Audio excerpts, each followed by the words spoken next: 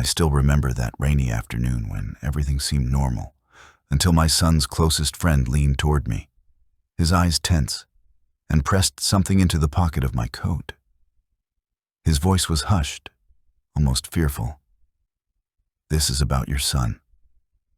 Read it later. It is very important." I left my son's house puzzled, my mind restless, not daring to guess what could be written on that folded paper. Hours later, in the quiet of my small apartment, I opened the note with trembling hands. The words inside nearly stopped my heart. "Before we go deeper, let me ask you this. What would you do if your own child plotted to lock you away and steal everything you had worked for your entire life?" At 80 years old, I had grown accustomed to routines that gave me comfort. Every Tuesday afternoon, I visited my son Daniel at his house. It had become a tradition after my retirement, something that gave my week rhythm and meaning. Daniel had a life far more comfortable than mine. He owned a spacious 2-story home in Milwaukee with a 3-car garage, polished floors, and a backyard where he hosted friends. I had even helped him build parts of it years earlier when I still had the strength in my hands. Each time I saw what he had achieved, I felt a mix of pride and sadness. Pride because I had raised him alone after his mother died in an accident when he was 5. Sadness because somewhere along the way, the warmth between us had faded. I still remember the sacrifices I made during those early years. After my wife passed, I worked double shifts at the factory, never buying new clothes for myself, never taking a vacation. Every coin I saved was meant for Daniel's future. I wanted him to have opportunities I never had, to study, to live without the constant fear of unpaid bills. When he was young, he hugged me often and told me I was his hero. Those words carried me through years of exhaustion.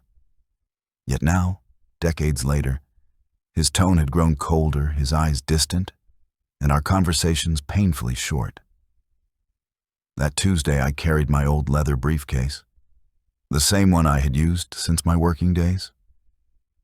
Inside I had placed a small gift, a set of tools for Daniel's grill, because he had always enjoyed barbecuing. I knocked on his door with a smile, eager to see him, even though I already knew how it would go. Daniel opened with a distracted look, his phone in hand, his voice flat. "Hi, Dad. Come in quickly. I have company." In the living room were 3 of his friends. The air smelled of cigars and expensive whiskey, scents that reminded me how different his world was from mine. 2 of them barely raised their heads to acknowledge me, while the third, Ethan, stood and shook my hand warmly. Ethan had always shown me respect, which made him stand out among Daniel's circle.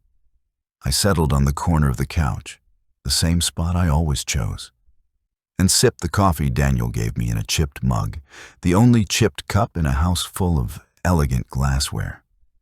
As the conversation unfolded, I remained invisible. They spoke about real estate deals, fast cars, and trips abroad. I had nothing to add. My life was measured in small victories, like keeping my apartment clean and saving enough from my pension to buy Daniel modest gifts. I smiled when they laughed, but inside I felt that familiar sting of being a relic, tolerated but not wanted. Every glance from Daniel toward me carried impatience, as if he wished I would leave sooner. An hour passed this way.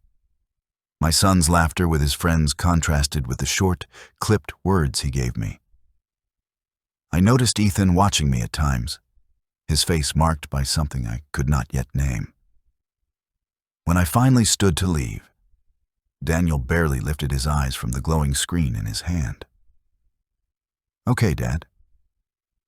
See you next week," he said, his voice drained of affection. I picked up my briefcase and made my way to the door.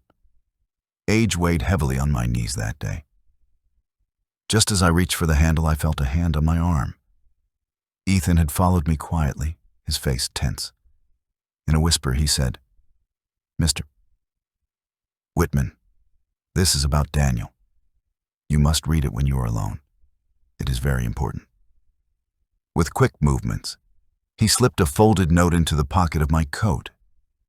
His eyes darted toward the living room to ensure Daniel had not seen us. I stepped outside into the gray afternoon, my legs unsteady. The weight of that small piece of paper felt heavier than the briefcase I carried. All the way back to my modest apartment, my mind wrestled with questions. Why would Ethan act this way? What could be so urgent that it had to be hidden? I thought of throwing the note away, afraid of what it might contain. But curiosity and dread tied my hand to my pocket. Inside my apartment, I placed the briefcase on the table and sat in silence, staring at the folded note. My heart pounded against my ribs. Finally, I unfolded it with trembling fingers. The handwriting was firm, but hurried. "Mr. Whitman, I am sorry to write this, but I cannot stay quiet. Your son Daniel and his girlfriend Laura are planning to put you in a nursing home next week. They have already chosen the place, and I heard them say they will sell your apartment to keep the money. Please meet me tomorrow at 3 o'clock at the diner downtown. I have proof." Ethan, I read those words again and again, hoping they would change with each reading. But they remained the same. My breath caught in my throat. My own son, the boy I had carried on my shoulders, the boy for whom I had bled my hands raw in the factory, wanted to discard me like old furniture. I rose and walked to the mirror in the hallway. An old man stared back at me, gray hair thin, lines carved deep into skin, weathered by decades of work. Was this what Daniel saw? A burden? An obstacle? A problem to be managed? My knees buckled slightly, and I leaned on the wall, feeling the weight of betrayal pressing down. That night, I could not sleep. Every word Daniel had spoken in recent months replayed in my head. His subtle remarks about my age, the times he suggested I would be more comfortable living with people my age, the sudden interest in my apartment documents, Laura's fixed smile when she asked about my finances. All the pieces came together with terrifying clarity. I lay in bed, eyes fixed on the ceiling, and whispered into the darkness, "After everything I gave you, Daniel." For the first time in years, anger stirred inside me stronger than grief. Ethan had risked his friendship to warn me. That meant there was truth in his words. Tomorrow I would find out exactly how deep the betrayal went. The following afternoon, I arrived at the diner 15 minutes early. It was a modest place I had known for years, one of those old establishments where the smell of bacon and coffee clings to the walls. I chose a corner booth that gave me a clear view of the entrance and wrapped both hands around a mug of coffee that quickly went cold. My heart raced so hard I could feel it in my temples. Every time the door opened, I looked up with the nervousness of a man waiting for news that could alter his life. At precisely 3 o'clock, Ethan walked in. His posture was tense, his eyes ringed with sleeplessness. He spotted me and slid into the booth opposite without ordering anything. For a moment he only stared at his hands, as if summoning the courage to speak. Then he looked at me with a mix of pity and urgency. "Mr. Whitman," he said softly, "what I am about to tell you is going to hurt. But you need to know everything." I nodded, my throat too dry to form words. Ethan pulled his phone from his jacket pocket and unlocked it with trembling fingers. He scrolled for a moment and then pressed play. Out of the small speaker came Daniel's voice, sharp and unmistakable. "It is decided, Laura. The old man cannot go on living by himself. He is too much trouble, and I am sick of his constant visits. I found a nursing home upstate.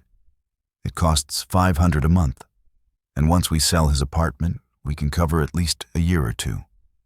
After that, we will figure it out.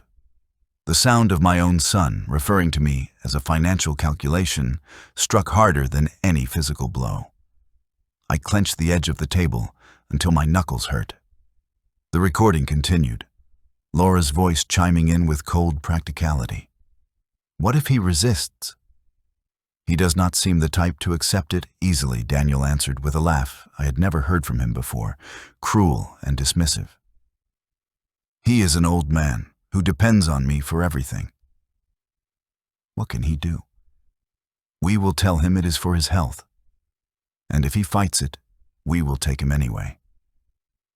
No one listens to an old man who is confused. My chest tightened as if the very air had turned against me. Ethan stopped the recording and looked at me with moist eyes. There is more, he said quietly, but I do not know if you want to hear it. Yes, I whispered hoarsely. Play it. I need it to hear everything. He hesitated, then pressed play again. Daniel's voice returned, filled with disdain. The best part is, he does not suspect anything. He still brings me little gifts every week, thinking I am his beloved son. It is pathetic. He has always been like this, depending on me, needing attention. I am tired of pretending I care. Laura laughed, the sound light and cutting. And the apartment is worth more than he thinks. In that neighborhood, we can get at least $250,000. With that, we will finally take that trip to Hawaii and still buy the new car. The words sliced through me like broken glass. I imagined the years I had scraped coins together to buy Daniel clothes, the days I had gone hungry so he could eat well, and the nights I had carried him in my arms when he was ill. Now he spoke of me as an obstacle, a nuisance, and a source of cash. Tears filled my eyes, but beneath them something heavier stirred. An anger I had buried for years rose up from my chest, burning away the fog of confusion. Ethan paused the recording and lowered his phone. His hands shook as he reached into his backpack and pulled out several printed sheets. He pushed them across the table toward me. These are screenshots of their messages. They are already in contact with the director of Silver Creek Home. Laura even arranged for a cousin who is a doctor to sign fake papers saying you have dementia. They plan to use that as proof you cannot make decisions for yourself. I picked up the papers, my vision blurring. The messages were casual, as if discussing a weekend trip, yet each one was a dagger. Perfect, Laura had written. He will not be able to fight legally if we have the certificate. It cost $200, but it is worth it. Daniel had replied, excellent. That way, no one will believe him if he objects. He will look crazy. The paper trembled in my hands. For a moment, the diner around me vanished, and I felt myself floating in a sea of betrayal. Ethan's voice broke through the haze. Mr. Whitman, they are planning to move you next Monday. That gives you only 4 days. I looked at him across the table, his young face etched with sincerity. Why are you telling me this? Why risk yourself for me? He swallowed hard, his voice tight. Because my grandfather went through the same thing. My family put him in a cheap place just like Silver Creek. I was the only one who visited him. I watched him fade away until he died, thinking no one cared. I cannot let that happen to you. You do not deserve it. For a long time, I could not speak. My own son, my blood, was plotting to erase me, while this young man who owed me nothing showed more compassion than Daniel ever had. The irony was cruel. Finally, I leaned closer and said, Ethan, I am not as helpless as they think. There are things Daniel does not know. In that moment, I decided to reveal the secret I had kept for years. My parents left me an inheritance when they passed, over $400,000. I never told Daniel. I wanted to see if he loved me for who I am, not for what I own. All these years I lived modestly, letting him believe I only had my pension. But that money is real, and I will use it if I must. Ethan's eyes widened. Then you have the means to fight them. Yes, I said, my voice steadier now. But I will need more proof. Can you get me everything you can? More recordings, more messages, anything. He nodded immediately. I can. Daniel once gave me his phone to answer a message when he was driving. He never changed the password. I still have access to his account. I can gather everything. A small, grim smile formed on my lips. It was not joy, but something sharper. Good. Bring me everything. Every detail will matter. If Daniel thinks I am weak, he's about to discover who I really am. When I left the diner, the cold wind of late afternoon hit my face, but I no longer felt like the broken man who had read that note the night before. My legs were steady, my back straighter. For decades, I had lived for my son, sacrificing without question. Now, for the first time in years, I was living for myself. Daniel believed he was preparing my end, but in truth, he had given me a reason to fight harder than ever.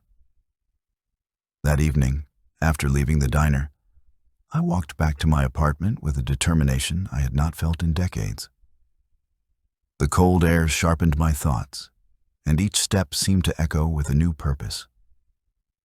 My son had calculated me to be powerless, a frail man too weak to resist. But he had made the same mistake many arrogant people make. He underestimated the quiet patience of someone who has spent a lifetime enduring hardship.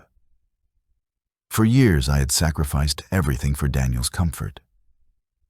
Now I was about to dedicate myself to exposing the son I no longer recognized. The first thing I did when I entered my small apartment was pick up the phone and call the bank.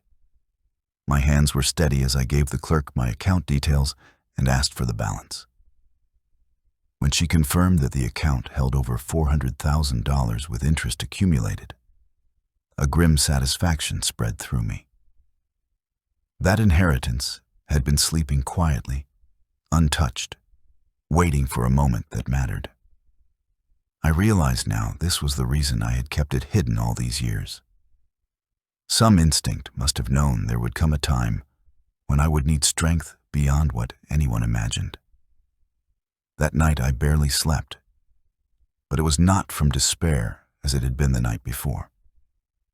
It was from planning. I took out a notebook, the kind I once used to track household expenses, and began listing what needed to be done. First, I would need a lawyer skilled in family law, someone who understood cases of elder abuse and fraud. Second, I needed to protect my assets legally, so that even if Daniel tried to act quickly, he would find every door locked against him. Third, I had to ensure that the betrayal was documented beyond dispute. Recordings, messages, witnesses, all ready for the moment of confrontation. By dawn, my plan was sketched across several pages. For the first time in days, I felt calm. After breakfast, I called a number I had written down months earlier from a late-night television advertisement. Richard Stone, an attorney who specialized in protecting seniors from financial exploitation, was offering consultations. His secretary gave me an appointment for 10 o'clock that same morning. I dressed carefully, not in my oldest clothes, but in a pressed shirt and coat. A reminder to myself that I was not the broken man Daniel believed. When I entered Richard Stone's office, I was greeted by a tall man in his 50s, with a measured handshake and eyes that seemed to weigh every detail. After hearing my story from beginning to end, he sat silently for a long moment, reviewing the evidence Ethan had already shared with me, the audio recordings, the screenshots of messages, and the falsified medical certificate Laura had obtained. His expression hardened as he turned each page. "Mr. Whitman," he said finally, "this is more serious than you realize. We are not only dealing with elder abuse.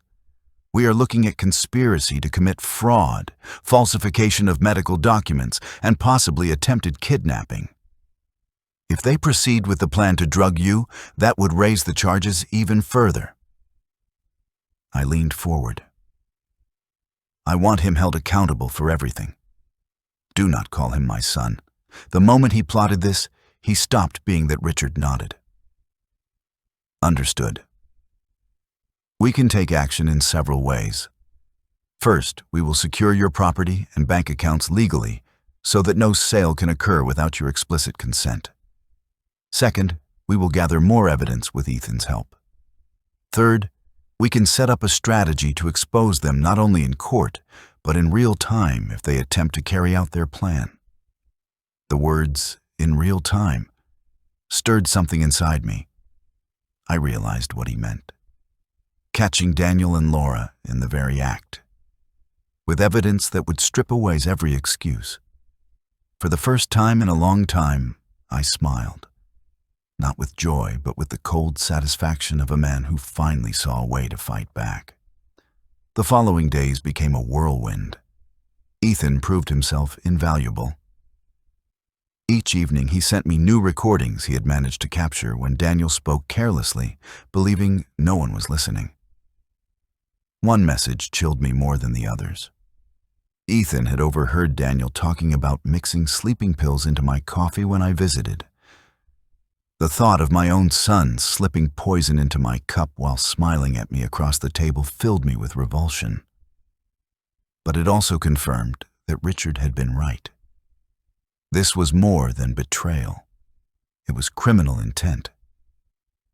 I shared the new evidence with Richard, who immediately began drafting documents and speaking with investigators he trusted. He explained that in order to build the strongest case, we needed undeniable proof that Daniel and Laura were prepared to act, not just talk. That meant allowing the trap to spring, but on our terms, with the police ready to intervene. It was a terrifying idea, the thought of walking into my son's house while he handed me a cup of coffee laced with drugs. Yet, as Richard explained the precautions, hidden microphones in my jacket, a small camera disguised in my watch, a panic button that would summon officers within 2 minutes. I felt my fear transform into resolve. If Daniel believed he was orchestrating my downfall, then I would let him play his part until the curtain lifted to reveal who had really been directing the scene. During those preparations, I often sat alone in the evenings, staring at the photograph of Daniel as a boy, smiling on the day he graduated from high school. The boy in that picture no longer existed. The man who now schemed against me was a stranger wearing his face. I grieved for the son I thought I had raised, but grief soon hardened into focus. Love had once guided my every decision. Now it was justice that carried me forward. On Saturday, Ethan delivered the final piece that sealed my determination. Another recording, this one between Daniel and Laura late at night. "Do you have the pills?" Daniel asked. Laura's voice answered, "Yes. Just 2 in his coffee will keep him asleep for hours. Enough to move him to Silver Creek without trouble." Daniel laughed cruelly. "Perfect. Once he is there, we will sell the apartment. He will never get out anyway." I played that recording over and over, not because I needed to hear it, but because I wanted the sound burned into my memory. Every word was a nail in the coffin of the son I once loved. By the time Sunday evening arrived, I felt no more hesitation. Tomorrow, I would step into Daniel's house as the weak-old man he believed me to be. But hidden beneath that mask would be a father who was ready to expose his betrayal to the world. Monday dawned gray and heavy. The kind of morning where the sky feels low enough to press against the rooftops. I woke before the alarm, lying in bed with my eyes wide open, every detail of the plan repeating in my head. The silence of my apartment was almost unbearable. I could hear the tick of the old wall clock, each second dragging me closer to the moment I would face my son. I rose slowly, washed, and dressed in clothes Daniel always criticized: my worn coat, my faded trousers, my scuffed shoes. I wanted to look exactly like the vulnerable man he imagined, the man he thought he could overpower. At 7, Richard Stone called to confirm the arrangements. His voice was calm, professional, but firm. Mr. Whitman, the surveillance teams are in place. We have 3 unmarked cars near Daniel's neighborhood. The moment you press the signal on your watch, officers will intervene. Remember, we need you to act natural. Let them reveal themselves, I assured. Him, I understood. When we ended the call, I sat quietly at the table, drinking coffee slowly, aware that it might be the last peaceful cup I had before the storm broke. At 9:30, Ethan sent a message. They are ready for you. Laura prepared the coffee already. The nursing home staff are waiting nearby. My chest tightened. It was one thing to know their plan in theory. It was another to realize they were moving forward with it, confident that today would end with me confined to a place I would never escape. I stood, put on my coat, and slipped my old briefcase under my arm. Inside it were papers Richard had advised me to carry, copies of my bank statements, my will, and notes of everything that had happened. I knew the officers would arrive in time, but I wanted my truth recorded in case anything went wrong. I walked to Daniel's house with measured steps, my pulse pounding in my ears. When I reached the front porch, I paused to steady my breathing, then rang the bell. The door opened, and Daniel stood there smiling too broadly, a smile so rehearsed it reminded me of a salesman's grin. "Good morning, Dad." Punctual as always. "Come in, I have a surprise for you." His tone was sweet, almost cloying, and it sent a shiver down my back. Inside, the house smelled different. Beneath the usual scent of polished wood and aftershave, there was a faint chemical aroma. Laura sat in the living room, wearing an elegant dress, as though expecting guests of honor. Her smile was painted on, her eyes flickering with calculation. "Mr.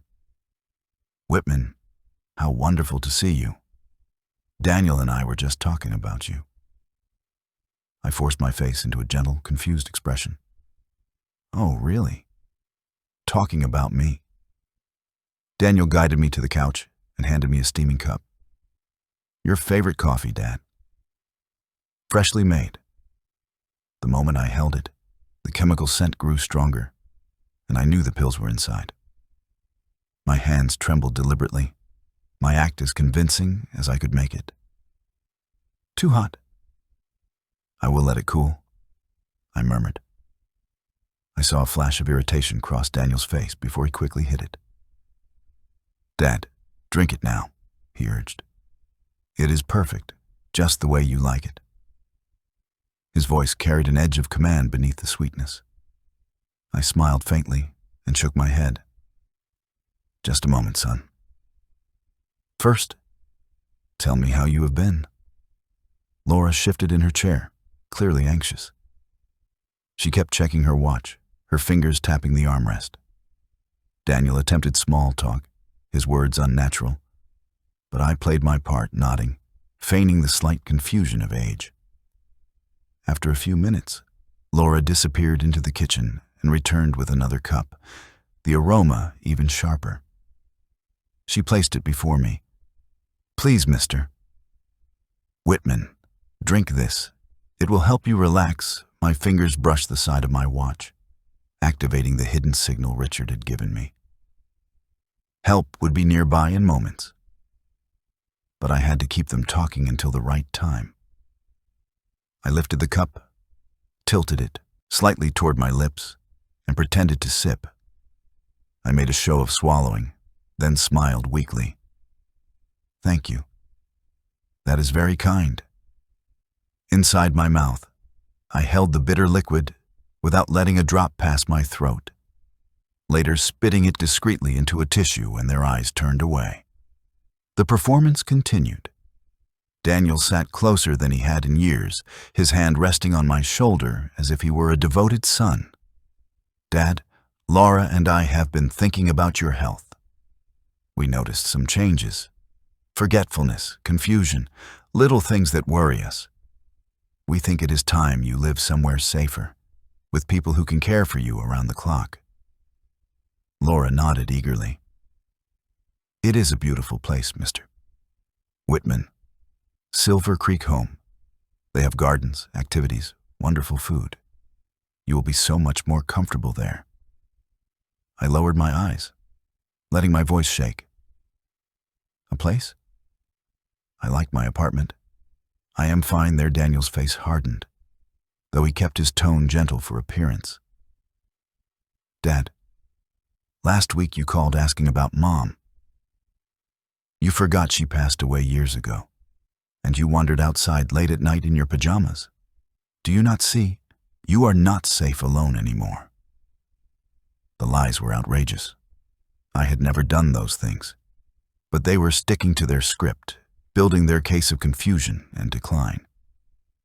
I let my shoulders slump, acting as though I believed their words. Perhaps you're right." Just then, the doorbell rang. Daniel leapt to his feet with rehearsed enthusiasm. That must be the doctors. He opened the door, and 3 people entered. 2 men in plain uniforms and a woman in a white coat. They wheeled in a chair and smiled with professional detachment. "Good morning, Mr. Whitman. We are here from Silver Creek to help with your transition." I let my head tilt slightly, murmuring as though dizzy. Where are we going?" One of the men answered. "Just a short trip, sir. You will be well cared for." He pulled a clipboard from his bag and handed it to Daniel. "We need you to sign the authorization." Daniel took the papers eagerly, flipping to the page with the forged medical certificate. "Yes, this is correct," he said smoothly. "My father has advanced dementia. It has become impossible to care for him at home." My eyes flicked toward Laura. She was practically glowing with anticipation, already imagining the money she and Daniel would gain once my apartment was sold. I gripped the armrest of the couch, forcing myself to stay in character a few moments longer. The man with the clipboard approached. "Mr.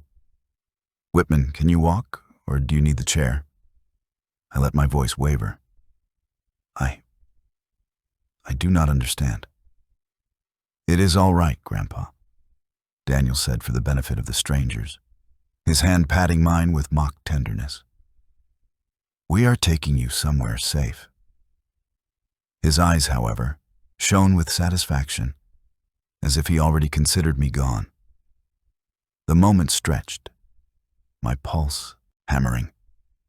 Then, faint at first, but growing louder, came the sound I had been waiting for. Sirens. They cut through the heavy air, closing in on the house. Daniel froze, his eyes darting to Laura. She rose suddenly, her face draining of color. "What is that?" she whispered. The nursing home staff exchanged uneasy looks. One of them asked Daniel, "Were you expecting visitors?" Daniel shook his head violently. No, it must be something in the neighborhood." But the siren stopped directly outside, and within seconds there was the slam of car doors and the unmistakable tread of boots approaching. I straightened in my seat, the act of weakness falling away like a discarded coat.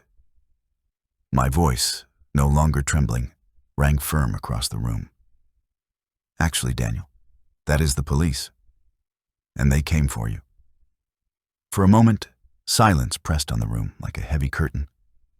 Daniel's smile collapsed, leaving his face pale and rigid. Laura stumbled backward, her hand flying to her mouth.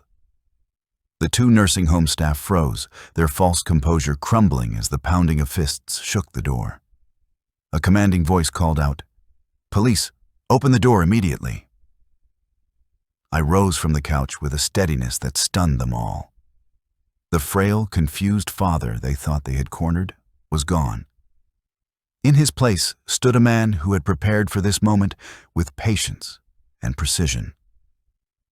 Daniel turned to me, his eyes wild. "Dad, what are you saying?" Before he could take another step, I strode to the door and pulled it open. 5 officers entered, their presence filling the space with authority. Richard Stone followed close behind, holding a folder thick with documents.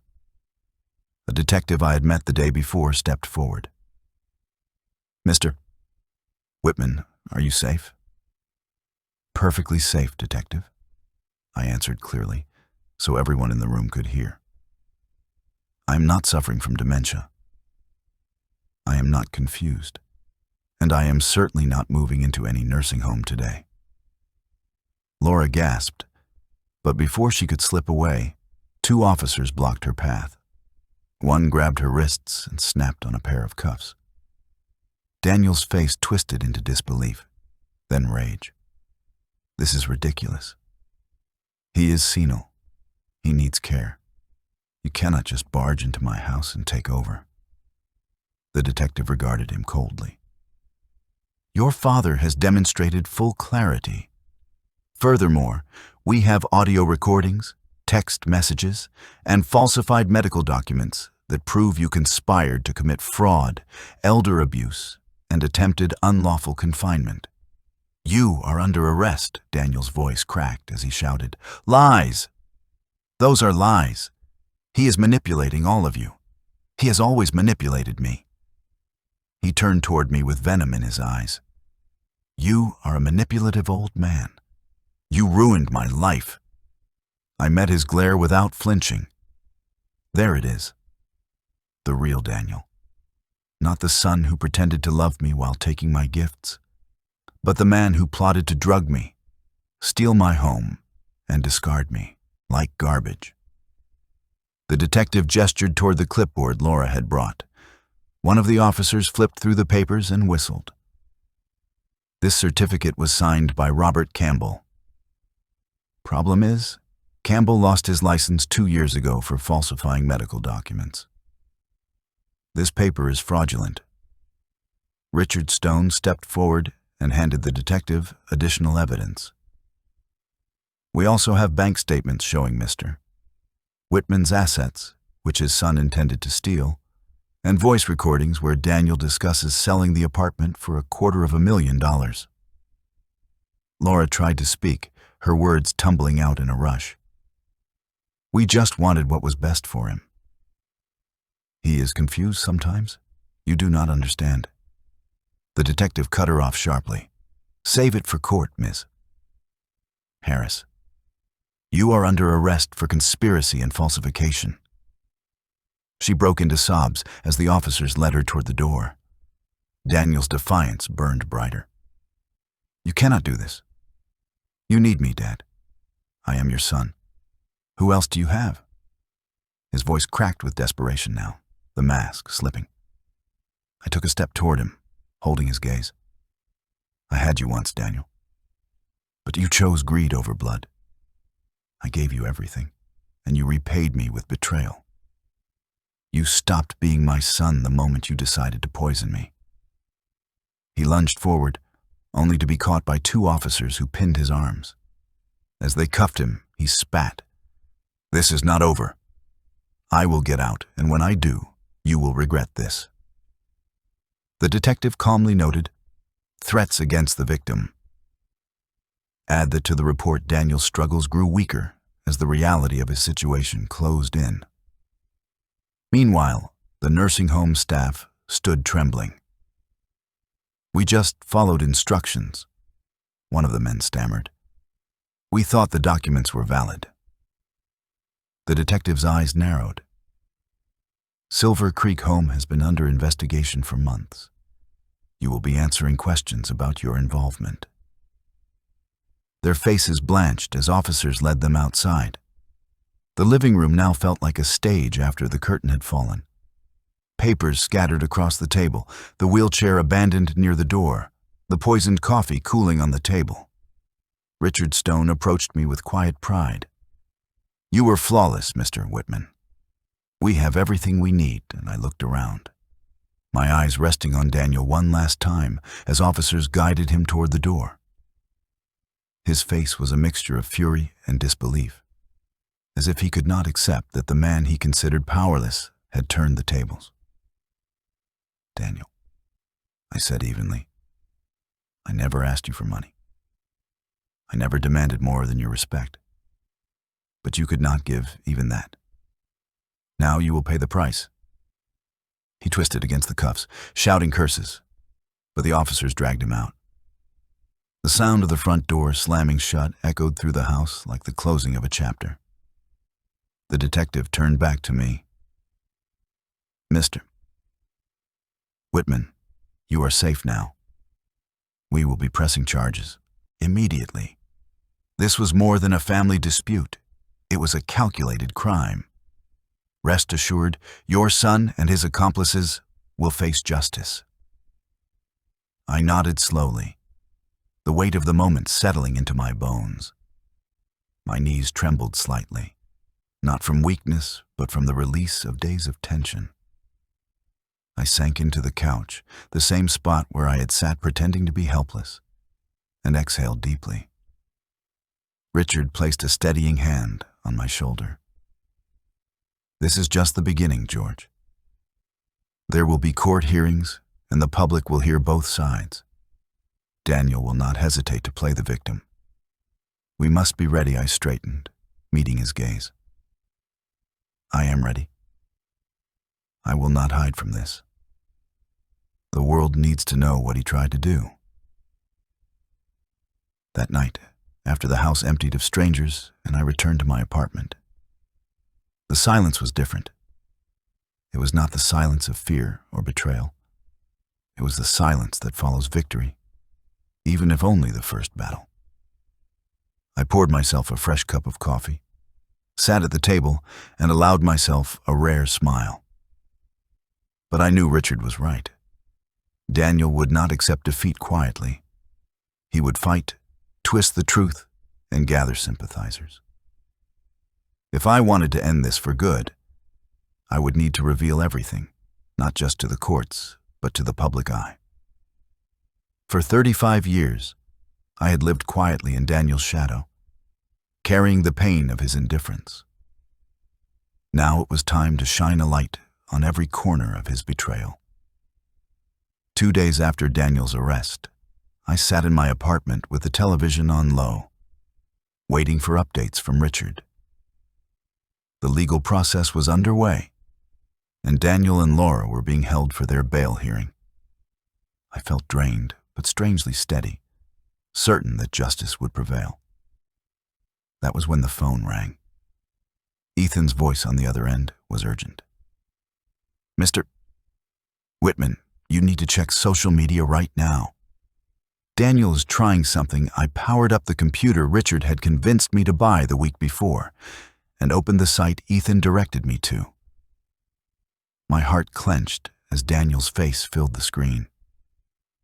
He was seated in his living room, his hair styled, the lighting soft, the background carefully arranged to make him look sympathetic.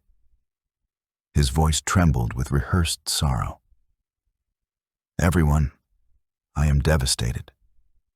My father, who suffers from advanced dementia, has been manipulated by malicious people. He accused me of terrible things I never did. I only wanted to care for him. But his confusion has made him turn against me." I leaned closer, disbelief giving way to fury. Daniel had taken his cruelty one step further, turning me into the villain in the eyes of strangers. He continued, his eyes glistening with false tears. "For months, I have tried to convince him to accept professional help. His episodes of confusion and aggression have been getting worse. Yesterday, when doctors came to evaluate him, he had a psychotic episode and called the police, making up a story that I wanted to harm him. Please, pray for my father. I love him deeply, even if he cannot see it.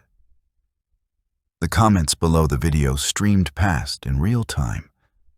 People offered him sympathy, calling him a devoted son, a victim of a cruel twist of age. Stay strong, Daniel. You are doing the right thing. Elderly parents can be manipulative. You are a good son for not abandoning him. My blood boiled. Thousands were rallying to his side, blind to the truth. I called Richard immediately. Have you seen what he is doing? Yes, Richard replied evenly.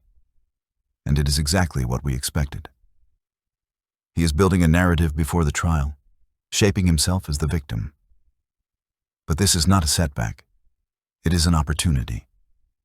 The more he lies publicly, the more powerful our evidence will become when we reveal it. What do we do now? I asked, my voice sharp with frustration. We prepare, he said. We will not respond with another emotional video. We will dismantle him with undeniable proof. Tomorrow, we record your testimony, supported by every piece of evidence Ethan has gathered. It will not be a plea. It will be a presentation of the truth. The next morning, I arrived at a rented studio Richard had arranged. Bright lights shone down, and a professional crew adjusted cameras and microphones. It felt surreal, as though I were about to star in a film rather than recount the darkest chapter of my life. The director approached me gently. Mr. Whitman, just speak calmly. Tell your story from the beginning. Let the evidence do the rest. For hours, I poured out everything. My years of sacrifice, the subtle signs of Daniel's coldness, the shocking discovery of the note, and the betrayal revealed in recordings and messages. As I spoke, the crew inserted the evidence. Audio clips of Daniel and Laura plotting, screenshots of their texts, and images of the falsified certificate. Ethan added his own testimony, explaining how he overheard conversations, how he risked his friendship with Daniel to save me. Richard provided the legal perspective, pointing out the crimes committed at every stage. But the most haunting part came when Richard introduced families of former residents of Silver Creek Home. They spoke of neglect, spoiled food, untreated illnesses, and loved ones who had suffered in silence. A man near my age broke down in tears as he recalled how his son had committed him to that same place with forged documents. I nearly died there, he confessed, until someone finally came looking for me. His pain mirrored the fate Daniel had plotted for me. When the recording was finished, the director assured us it was powerful. Richard arranged for its release across every platform simultaneously that evening. At 6 o'clock sharp, the video titled "The Truth About Daniel Whitman, When Children Betray" went live. The reaction was explosive. Within the first 2 hours, it had over 100,000 views. By midnight, it was trending nationwide. Viewers flooded the comments with outrage at Daniel's cruelty, sympathy for my plight, and condemnation of Silver Creek. I believed his first video, but now I see the truth. Daniel is a monster. Thank you, Mr. Whitman, for speaking up. My family needs to hear this. Daniel's original video was soon buried under a storm of criticism. People returned to it, leaving angry messages. How dare you lie about your father? We saw the recordings. You planned to drug him. By Friday morning, the platform had flagged his video as misleading and removed it. His carefully built image crumbled overnight. But Daniel was not finished. That afternoon, Ethan called again. He is live streaming right now. He is panicking. I opened the feed and saw Daniel looking disheveled, his hair unkempt, his eyes red. Gone was the polished performance. His voice cracked as he shouted into the camera. People are believing lies from a bitter old man. My father is sick. He does not know what he is saying. This is a conspiracy against me. Tens of thousands were watching. Some still defended him, but many more demanded answers. I knew this was the moment Richard had predicted. We had prepared for it. Using an account I had created the day before, I entered the comments under my real name. Daniel, it is your father. The inheritance you mocked came from my parents. I kept it hidden because I wanted to believe you loved me for who I was, not what I had. How wrong I was, the chat exploded. It really is him. Daniel, answer your father. His face on screen drained of color. That is not him, he stammered. Someone is impersonating him. I typed again. Do you want proof? When you were 8, you fell from your bike in the park and broke your left arm. I carried you 6 blocks to the hospital, singing America the Beautiful the whole way, so you would not cry. Only you and I know that Daniel froze. His mouth opened, then closed again, words failing him. The audience erupted. He is telling the truth. Daniel is lying. Finally, I struck the final blow. Daniel, since you claim I am lying, why do you not tell your audience about the recordings where you plan to slip pills into my coffee? Or about Dr. Campbell, who forged my medical certificate for $200? Or about how you and Laura dreamed of selling my apartment for your honeymoon in Hawaii? The live comments surged like a tidal wave. People demanded he respond, demanded the evidence be played. His face contorted, caught between fury and fear. Richard entered the comments with his verified account. This is Richard Stone, legal counsel for George Whitman. We have audio, video, and documents proving Daniel Whitman conspired to defraud and endanger his father. All of this will be presented at trial. The effect was devastating. Daniel shouted into the camera, his words tumbling over each other, but the audience no longer believed him. You are all being manipulated, he cried. My father is senile. He has always been manipulative. But his desperation only betrayed him further. I typed one last comment. Daniel, if you truly believe I am lying, then meet me tomorrow morning on live national television. You bring your evidence, and I will bring mine. Let the country decide who speaks the truth. The chat roared with excitement. Yes, face him live. Let the confrontation happen. Daniel hesitated, sweat glistening on his forehead. But the pressure of 50,000 viewers left him no escape. Fine, he spat. I will. Tomorrow, and I will prove my father is lying. Then he cut the stream abruptly. Richard called me minutes later, his voice charged with satisfaction. It worked, George. You cornered him into the open. Tomorrow will be the final stage. We will expose him in front of millions. That night, I did not pace or despair. I slept like a man who had waited a lifetime to speak the truth. Tomorrow, I would not face Daniel in secret, nor in the shadow of his schemes. Tomorrow, the whole nation would see the real Daniel Whitman. The morning of the broadcast arrived heavy with anticipation. I dressed carefully in my old suit, pressed the way I had once worn it for job interviews decades ago, when every opportunity meant survival for me and my boy. The shoes gleamed faintly after I polished them, and my watch, now carrying a hidden camera, rested firmly on my wrist. When Richard picked me up, he studied my expression and nodded. George, you are ready, he said quietly. I realized he was right. For the first time in years, I felt complete clarity. The studio was alive with electricity. Bright lights hung overhead, cameras turned toward the stage, and producers whispered frantically into their headsets. The program was titled Father and Son: The Confrontation of Truth. Jennifer Williams, the host, welcomed viewers with a solemn tone. Tonight, we present a story of family, betrayal, and justice. George Whitman, a father of 80, accuses his son of planning to drug him and steal his home. His son, Daniel Whitman, denies the accusations, claiming his father suffers from dementia.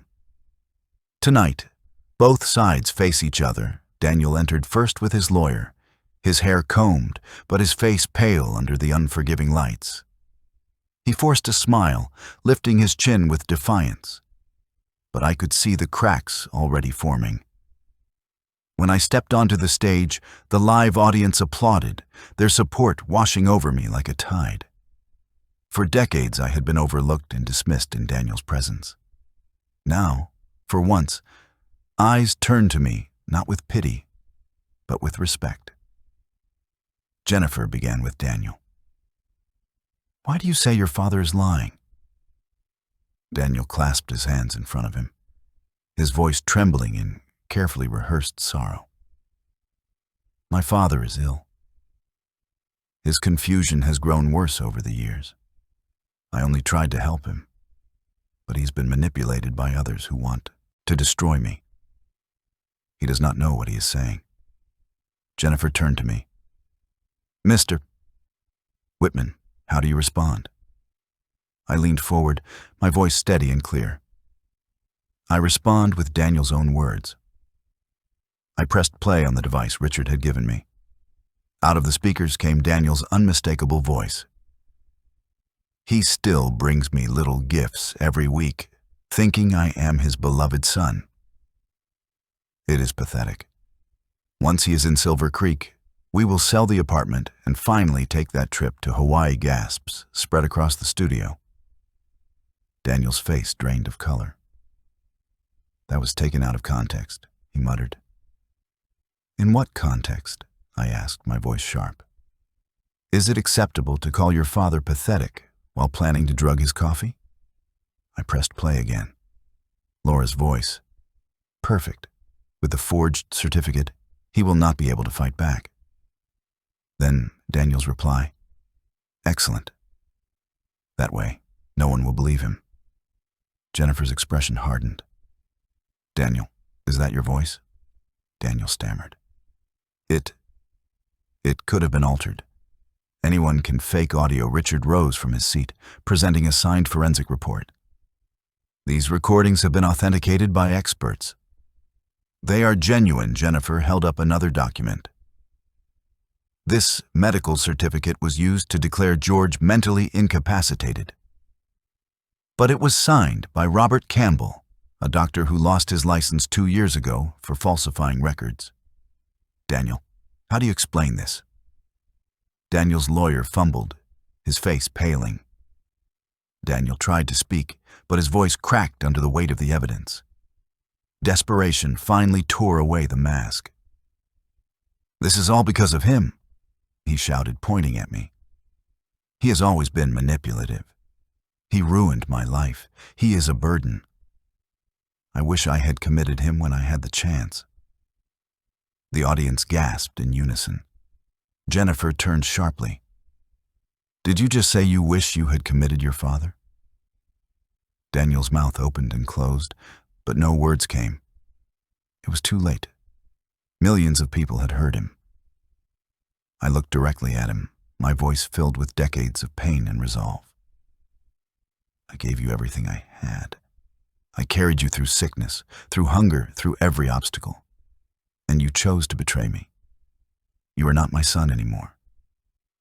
You are a stranger." Jennifer's final question came with a heavy silence. "Mr. Whitman, after all this, can you forgive your son?" The studio went still. My throat tightened, but I forced the words. Forgiveness is not given to those who feel no remorse. What I see in Daniel is not regret. It is anger at being caught. I cannot forgive a betrayal this cruel. My answer is no.